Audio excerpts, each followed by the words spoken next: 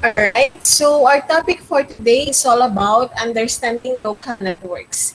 And included here are strategy analysis and intuitive thinking. Alright, so every time we hear networks, there's always this word called linkages. So the school can enjoy linkages and networking activities with international, national, and local organizations in the community for mutual benefits and assistance needed. So linkage and networking are different in the degree of the commitment by the partner. So in linkage, the relationship between partner organizations is quite loose. While in networking, it is much stronger, usually because the groups and agencies have common objectives and benefits. And that working is basically extending the outreach of the resources in different ways so as to increase the effectiveness of the program. Alright, so what is network? So it is a relationship structure wherein the members of the network are able to share resources with one another. And a network is composed of several institutions, of several colleges, of different universities that bind together for a common goal. So this is for school and work together to attain common objectives and innovative practices and update members regarding breakthrough in different disciplines. So we have different kinds of networks. We have human network, knowledge network, computer network, trade network, and ecological network. But we're going to focus only with human network.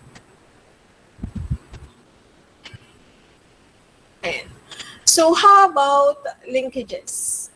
So it intends to serve members of both sides according to their respective needs, interests, and objectives. So yeah, so meaning it's a give and take basis. Not only one can benefit. Ano? So it creates bonds together to solicit support and assistance for purposeful activities. Again, so that's why sometimes in school, there's a network and linkages kind of department na even you are already graduate in an institution or school, you still have a connection. Ayan. Okay, so we have national and local linkages. So it is established between universities and colleges offering identical degrees in which cross-enrollment for subjects needed for graduation is allowed. Ayan. So that's why in college, for example, there is a change in curriculum. So there are subjects that is only offered during the old curriculum. So what you're going to do is to cross-enroll in other school or institution. Okay. So it is also a joint researches that could be conducted by 2 or 3 universities depending on their field of expertise.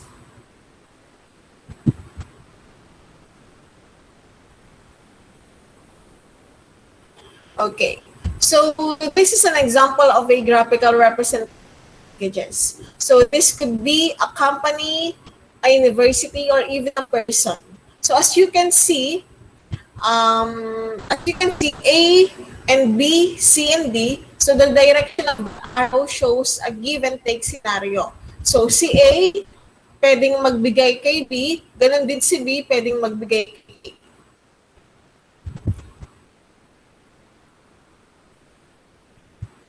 Okay.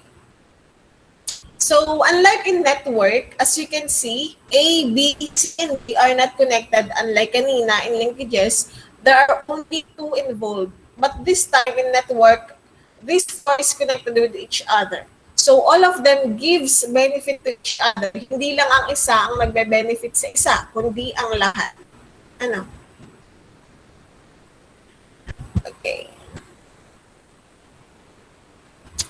Okay.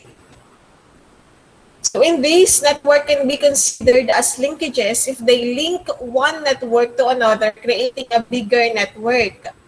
Ayan. So as you observe, it is uncomplicated illustration. Maganda dito, marami ang makikinabang, marami ka rin mapapakinabangan because your network has a link with other networks.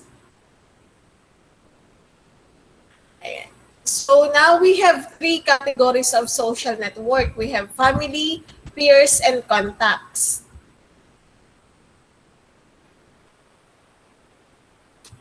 Ayan. So let's start with family. So family, they are the first peer of our social network. Ayan. So first individuals with whom we establish social relations and they ensure survival after we are born. Ano? Ayan, our family. Next is our peers. So, we met them through our family while others we met on our own.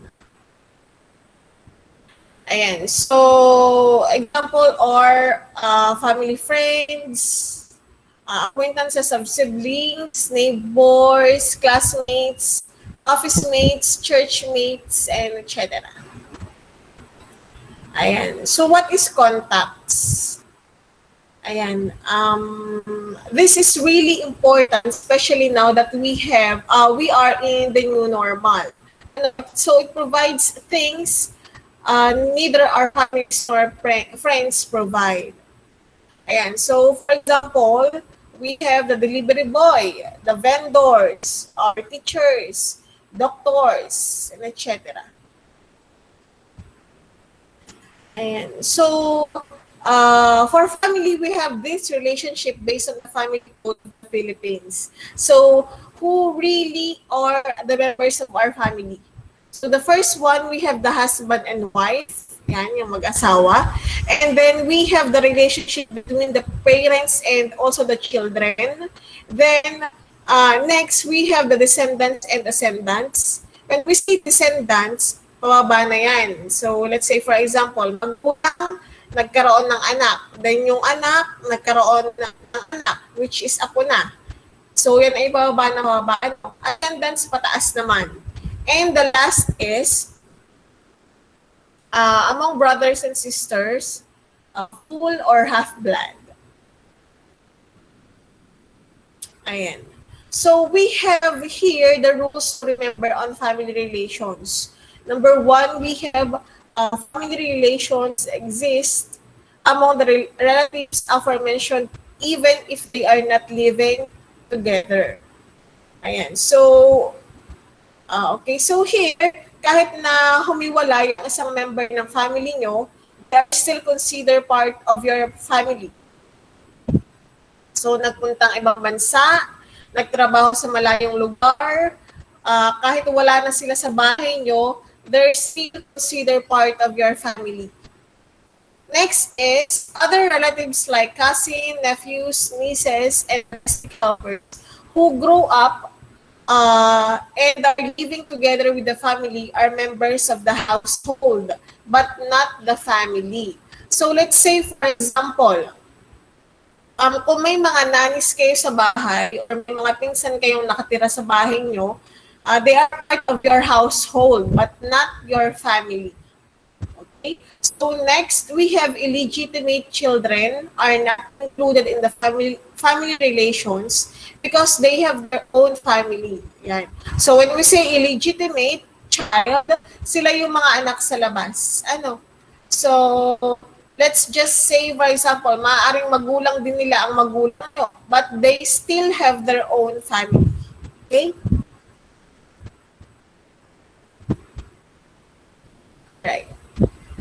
So next is the children being part of the family are included. So remember this. Pag may inadopt ang parent nyo, basta legal adoption, those people will be part of your family.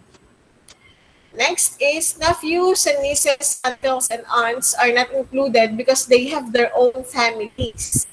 Next, relatives mentioned in the article include those of the husband and wife.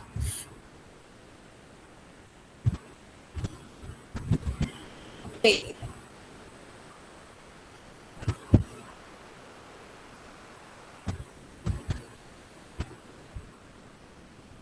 Ayan. So we have this notion or idea of the family may include a lot more than what is stipulated in the law. Because nowadays, medyo nababago ng ideas ng family. Okay, so number one is pets as part of the family. So pag may alaga kang aso or pusa, mga fur babies, in our minds and hearts, they are already part of the family, right? And then we have best friends or even okay, uh, and even your workplace, colleagues, communities, schools, church, and etc. So, they are part of your family. Ano, kung tutuusin, meron silang family na kanila, but in our hearts and in our minds, they are part of your family, right? Mga best friends nyo, parang parte na sila ng pamilya nyo. Mga, kung may mga alaga kayong pets, aso, pusa, lovebirds, etc., they are part of your family. Alright.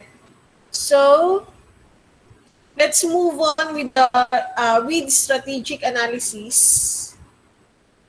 Okay, so it comes from the word strategia, meaning skills possessed by generals and are necessary to win battles.